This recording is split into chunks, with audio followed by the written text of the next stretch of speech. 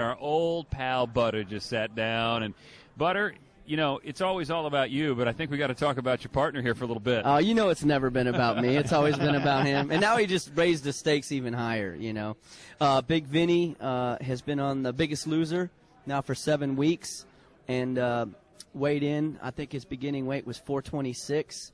And he's already almost 100 pounds lighter than that on the show. Yes. Well, we've been watching the show, and last week Absolutely. it's like you can see the difference. It's You're finally starting to get see there. it, yeah. But let me ask you this before we talk about where he's at right now, because they taped that a long time ago. Right. Isn't it, I'm not going to say, well, I kind of expected him to be losing a little more weight. Like in the first 7 weeks, he wasn't dropping numbers like the other guys. Like, and I'm cheering for him, going, "Come on, Vinny, you can get." He wasn't even in double digits. Matt, you got to see this picture. Butter brought his iPad here, and he's got a picture of Big Vinny where he stands now. You're not going to believe that. But we're not allowed to Holy say how much he crap. weighs here. But isn't that crazy?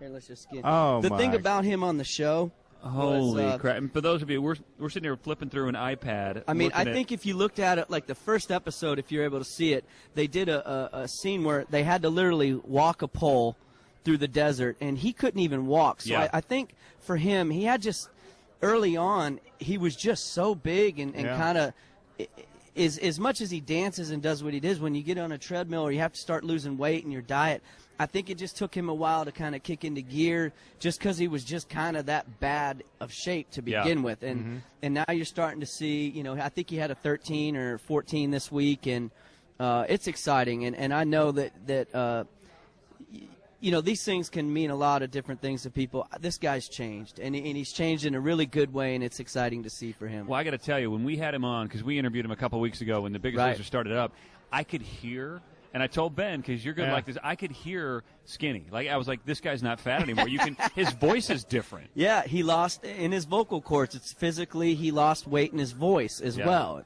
It's amazing. You can hear a skinny guy talking, not a fat guy. And those pictures confirm it. He looks like a guy, and I'm not saying anything, he looks like a guy that could win The Biggest Loser in those pictures. What's crazy is he's not only skinnier, he looks buffed. He looks like a ripped bodybuilder. Right. Well, you know, there's a you know, football player on the show who, you know, looks like an ex-football player. Vinny's got a very athletic background, and all, you know, a lot of the stuff that he's done in our show, you know, the dancing and the worm and all. I mean, he's a very physical guy, so he does have a lot of stature underneath all of that. Oh, yeah. You know? Yeah, the football player you're talking about, was he loses weight, all of a sudden he looks like Adonis. I mean, he's looking big up there. I'm like, oh, that's a big boy.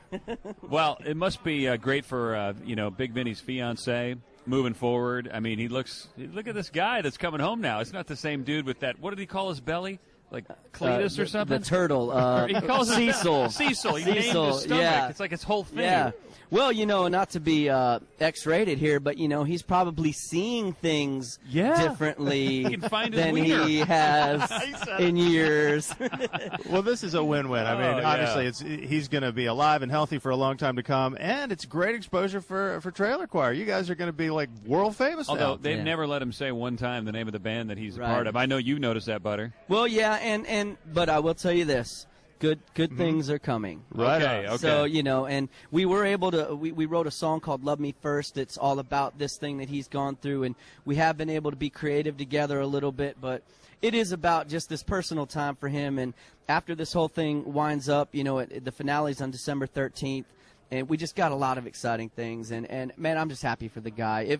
If nothing else of this happens or mattered, he's changed in a better way for him forever, and that's a good thing. Which is more important, honestly, than your band. It really is. Hit It singles really is. and Really is. Well, and congrats, you're a married guy now, and I imagine this time away from touring has given you a chance just to hang out with your new wife. It has, man. It's been great. I was just saying that a minute ago. You know, somebody asked me, well, what have you done this year that you haven't done? I was like, I've been in love, you know, and I haven't been on a bus or a plane or an airport or a suitcase or you know, it's just been home. And being creative and a songwriter, I think I've been able to find some things about myself during this time period. You know, the inspiration that comes from watching a guy change himself like that has impacted me, and I think I see it a little bit in my writing and creativity. So the next Trailer Choir season is going to be a happy one. Oh, it's going to be tearful, and no, we still got, we're still about cold beers and good times, you know. But this song, "Love Me First," definitely is a reflection of what this whole thing means to us, and but we're looking forward to you know, the Pop Worm and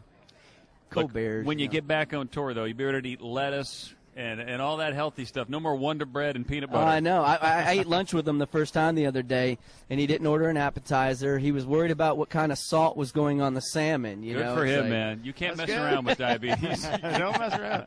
Well, Butter, congratulations on behalf. And tell Big Benny, he knows we love him. Hey, we tweet him I all the want time. you all to know, I absolutely love you guys. Oh, I see honey. your tweets. I love what you guys do. There's a reason you're at the top. Oh, babe, look at this guy. Look at this man. Can we just leave him here for a while? Yeah, come here. Stay with us. Holla, holla.